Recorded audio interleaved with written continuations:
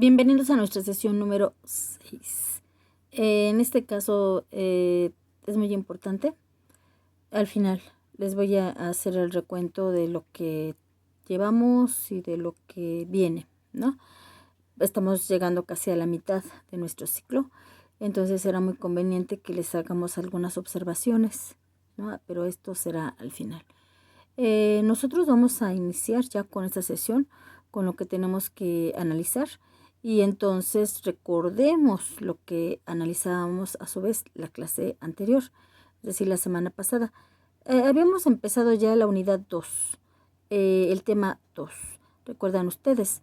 Y entonces, en relación con ese punto, que es la teoría de la Constitución, estábamos analizando el sentido formal y el sentido material de la Constitución. Si ustedes lo recuerdan, lo último que vimos fue algo así como las características de una constitución en el sentido formal, ¿ok? Y que nosotros recordemos lo que establecíamos. La principal de las características de la constitución en sentido formal será, obviamente, plasmarse de forma escrita y estar codificada. Esa era la característica esencial. Dentro de su contenido, establecer la organización del Estado.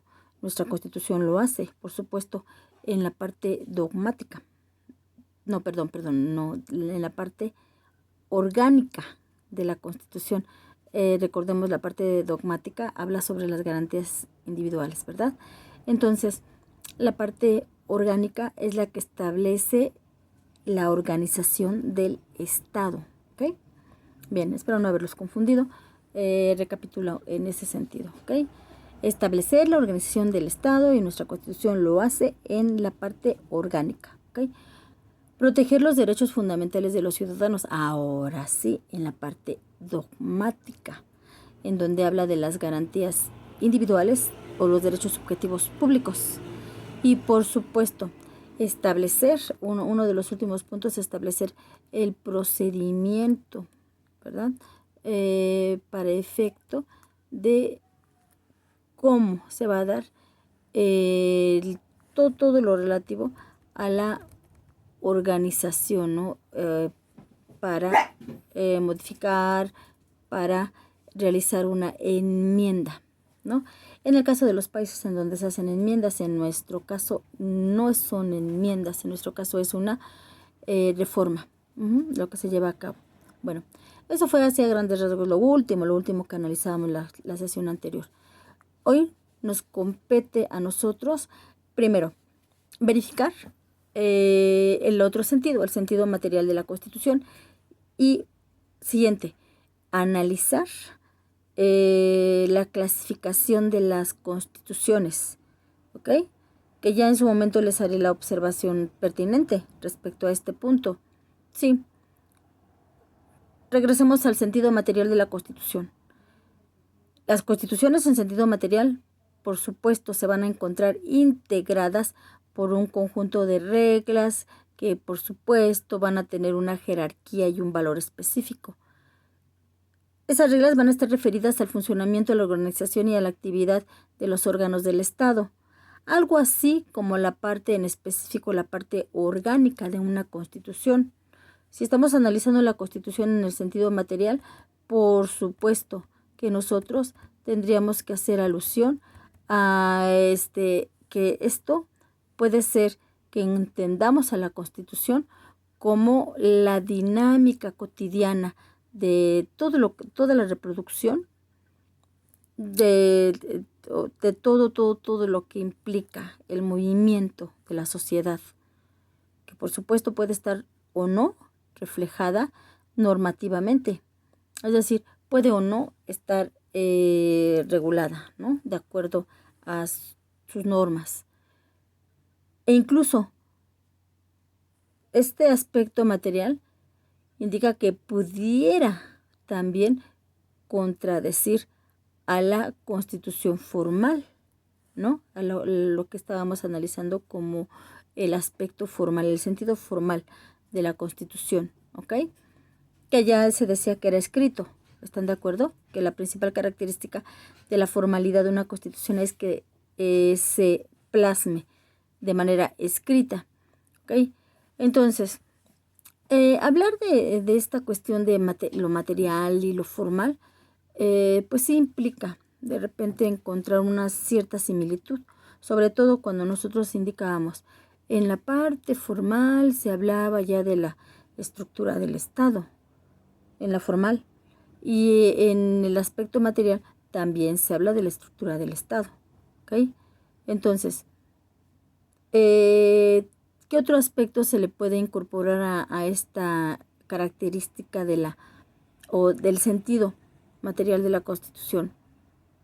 Cuando se habla que la Constitución material es el patrón comparativo para evaluar la eficacia y para evaluar la eficiencia de las normas jurídicas ya formales, del ordenamiento, por supuesto, normativo de un país. ¿Cuál va a ser el ordenamiento normativo de un país? La Constitución. ¿Ok? La Constitución es, por supuesto, el más importante de los ordenamientos de un país. ¿Ok? O por lo menos el nuestro sí, ¿verdad? Es nuestra carta magna, como ya lo habíamos indicado, es nuestra ley de leyes. Entonces, sí es obviamente ese ordenamiento que tiene una supremacía ante todos los demás ordenamientos que se establezcan en nuestro país. Entonces, sí, en un momento determinado, la Constitución material, por supuesto, ¿verdad?, va a ser el reconocimiento que se le da a la Constitución, ¿sí?, a la propia Constitución, en cuanto al reconocimiento del valor jurídico que se le puede dar inclusive a la Constitución formal, ¿no?, a la que se tiene como el sentido formal de la Constitución. Por supuesto, esto va a permitir desde la práctica jurídica ordinaria, más allá de todo raciocinio, más allá de toda racionalidad, va a permitir que en un momento determinado exista un conflicto común entre legalidad y legitimidad. Ahora bien, en un momento dado, ¿no?, sí hay autores que establecen un estudio comparando lo que es el sentido material y el sentido formal. Uno de esos personajes es Hans Kelsen, que ustedes ya lo habían escuchado mencionar, si no me equivoco. Kelsen va a considerar, vean, que la Constitución en sentido, y recapitulamos, la Constitución en sentido formal es el documento solemne, ¿sí? Va a ser ese conjunto de normas jurídicas que solo podrán ser modificadas mediante la observación o en un momento determinado de ciertos aspectos que se están señalando en esa Constitución. Por eso se dice de las prescripciones especiales que se incorporan en el contenido de una Constitución. Ese es el aspecto formal. Kelsen, para efecto de establecer una diferencia entre el aspecto formal y el aspecto material, indica que en el sentido material se va a denominar así a todos los preceptos que van a regular la creación de normas jurídicas generales y especialmente la creación de leyes. ¿Por qué? Obviamente, aunque en teoría, y en este caso en la teoría política, se abarca también normas que regulan la creación y la competencia de los órganos ejecutivos y judiciales supremos. Por supuesto que debido a estos distintos órdenes jurídicos, se va a dar diferentes tipos de constituciones en el mundo. Eso lo sabemos nosotros perfectamente, yo ya se los había mencionado en algún momento. Todos los países del mundo tienen un sistema jurídico diferente. Eso sí es una cuestión bien importante. Nosotros tendríamos que analizar que para ellos va a ser un aspecto diverso el considerar a su constitución desde un sentido formal o bien a su constitución desde un sentido material, ¿ok? Pudiera variar en relación a nuestro sistema jurídico, por supuesto, porque todos los sistemas jurídicos son diferentes. No hay un sistema jurídico que sea igual a otro sistema jurídico, ¿ok? Existen tantos sistemas jurídicos como países hay en el mundo. Y entonces ahí tenemos nosotros las diferencias. Sí es cierto, hay muchos países, sobre todo los latinoamericanos, que tenemos nuestra constitución. Pero eso no quiere decir que países europeos no tengan su constitución. Por ejemplo, Inglaterra, ¿no? Francia, claro que tienen su constitución. España, por supuesto, ¿no? Entonces, va a variar el sentido material y el sentido formal que le vayan a dar ellos como países a su propio ordenamiento jurídico.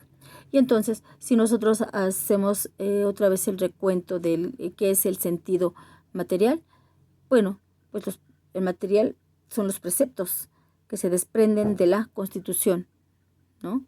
En pocas palabras, según el criterio de Kelsen, ¿verdad?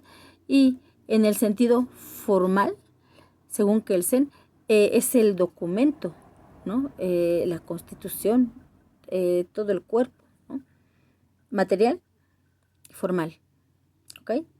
Según Kelsen, que se puede decir que es el criterio más sencillo para efecto de entender qué es el sentido formal y qué es el sentido material de una constitución. ¿Ok?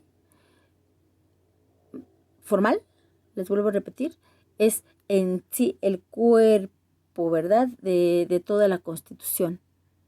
Material, sus preceptos y lo que de ellos emana, lo que de ellos deriva en la generación de leyes, en la generación de ordenamientos, inclusive de rango inferior.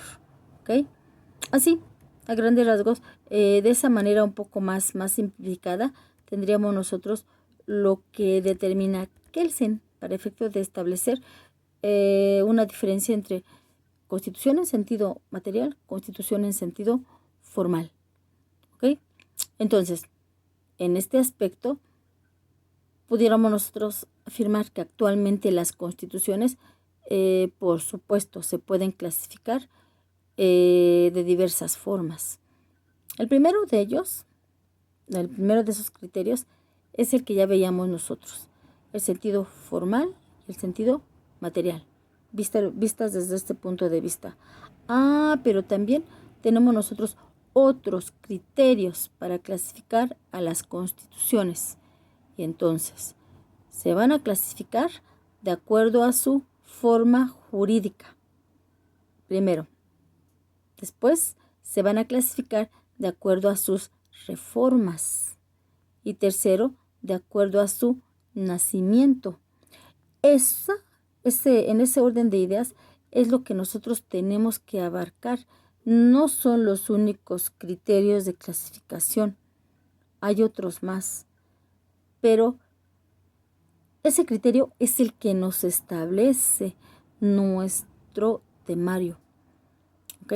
Analizar la clasificación de las constituciones de acuerdo a su forma jurídica, de acuerdo a sus reformas y de acuerdo a su nacimiento. De acuerdo a sus reformas, dice en este aspecto, ¿no? O establece en este aspecto nuestro temario, reformabilidad, de acuerdo a su reformabilidad, ¿ok? Entonces, sí, es muy conveniente que nosotros hagamos esta mención. No todos esos criterios se aplican en nuestra Constitución para efecto de ubicarla dentro de estas formas de clasificar, ¿no? No, nuestra Constitución no necesariamente se adecua a los 3 criterios, puesto que de cada uno de esos criterios se desprenden diferentes tipos de constituciones. ¿Ok? Ese criterio de clasificación de las constituciones es para efecto de encontrar todas las constituciones que existen en un momento determinado, ¿por qué no?, en el mundo. Y entonces ya nosotros sobre la marcha tendríamos que analizar cuáles son las constituciones que tenemos o esas características que la van a ubicar dentro de una clasificación X, ¿sí? Y de esa manera ubicarla, ¿no?, dentro de esos criterios de clasificación. ¿Ok? Continuamos.